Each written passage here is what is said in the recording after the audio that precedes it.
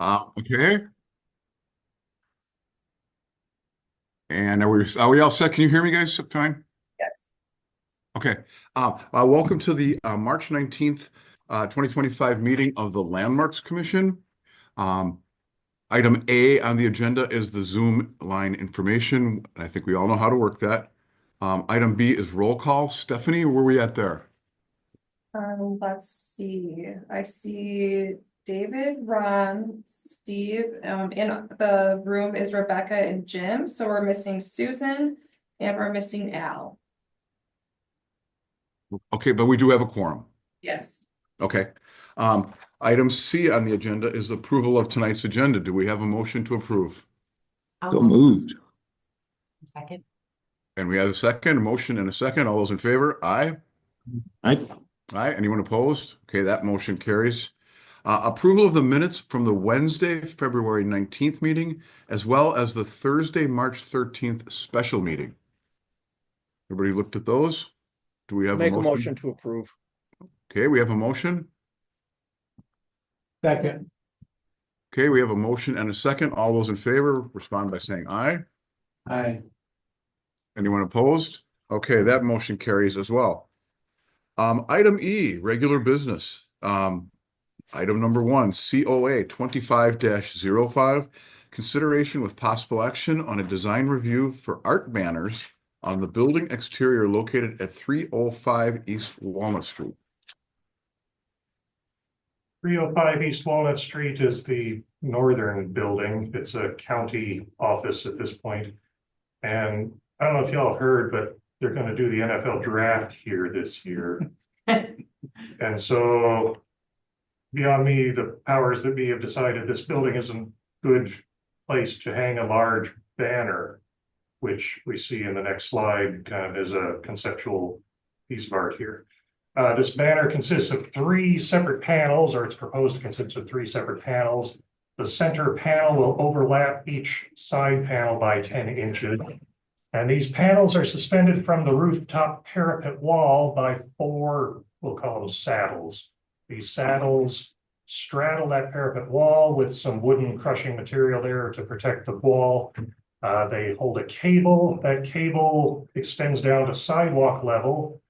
At the sidewalk, there are four anchors that get drilled into the sidewalk, but the sidewalk itself is not historic. Halfway up the building, there are four, wow, I misspelled temporary cable guides. These will be not drilled into the wall or anything. I'll go over those in detail here in the next few slides. If we move to the first of the next few slides, the rooftop parapet wall saddles.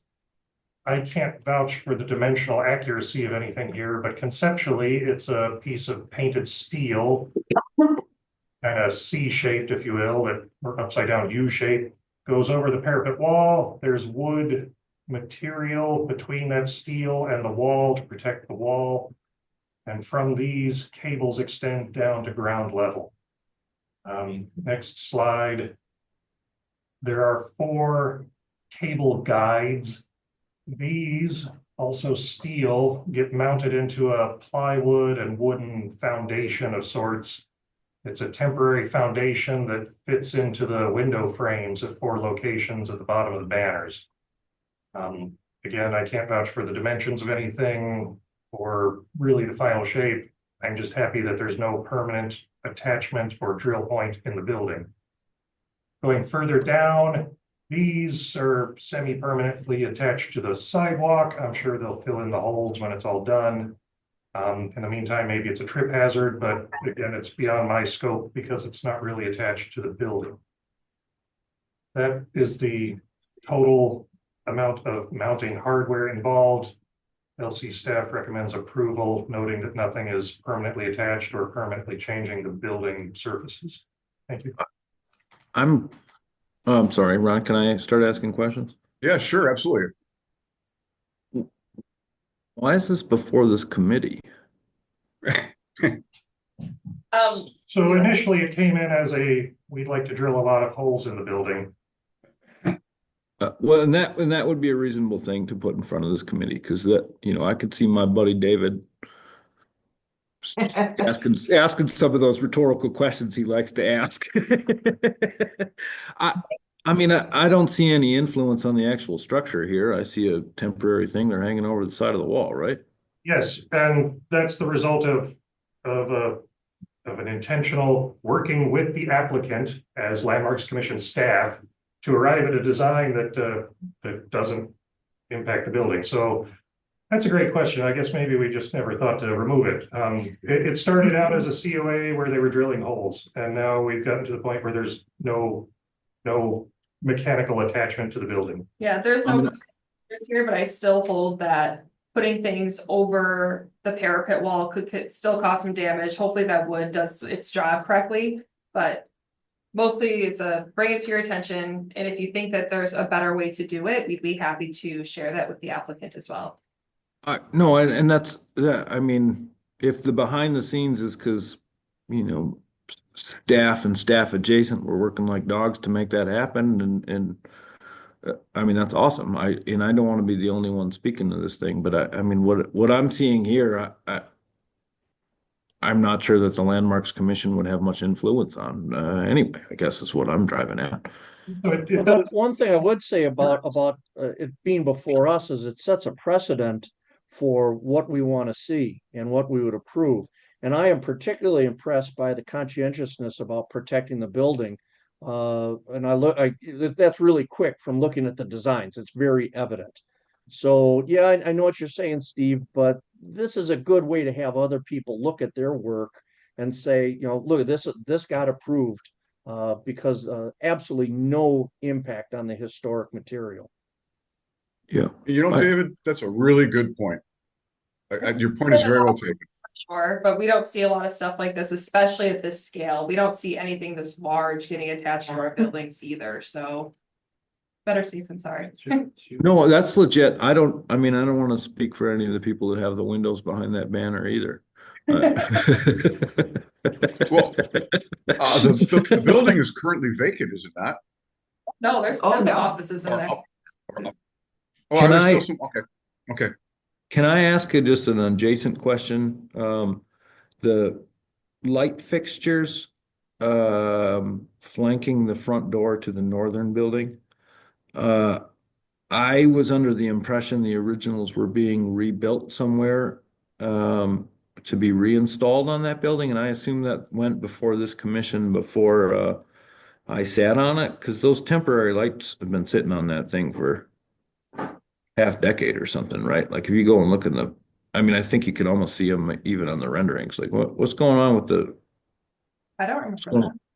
would predate the, Yeah, the commission, the ordinance started in 19, so if it was before that, we'd have nothing to say on it. But we could Can you put definitely. that?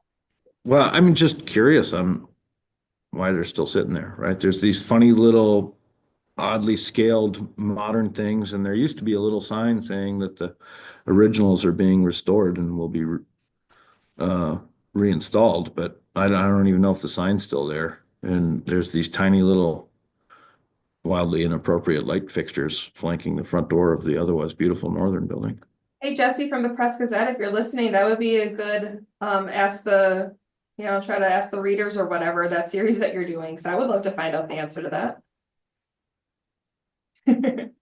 Maybe it's been there so long, the plaque is out being restored. Yeah, right.